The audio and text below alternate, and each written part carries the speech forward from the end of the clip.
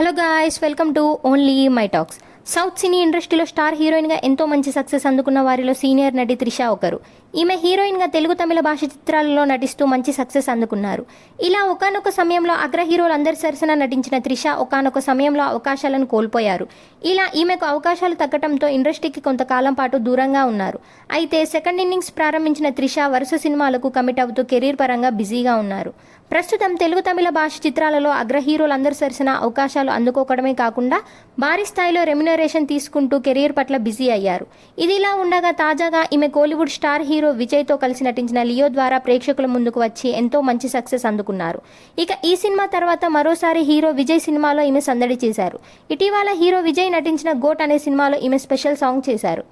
ఇప్పటి వరకు త్రిష ఏ సినిమాలో కూడా ఎలాంటి స్పెషల్ సాంగ్ చేయలేదు. కానీ హీరో విజయ్తో ఉన్న అనుబంధం కారణంగా డైరెక్టర్ అడగడంతో కాదనలేక ఈమె విజయ్ గోట్ సినిమాలో స్పెషల్ సాంగ్ చేశారు. అయితే ఈ పాటలో విజయ్ పక్కన ఈమె 2-3 నిమిషాల పాటు కనిపిస్తూ సందడి చేశారు. అయితే ఈ స్పెషల్ సాంగ్ చేసినందుకు గాను త్రిష తీసుకున్న రెమ్యునరేషన్కి సంబంధించిన వార్తలు ప్రస్తుతం వైరల్ అవుతున్నాయి.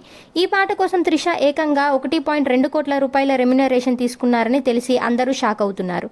ఇక ఈమె సినిమాలలో నటించడం కోసం ఏకంగా 10 కోట్ల వరకు రెమ్యునరేషన్ తీసుకున్నట్లు తెలుస్తుంది. ఇలాంటి అప్డేట్స్ కోసం ప్లీజ్ సబ్స్క్రైబ్ OMT.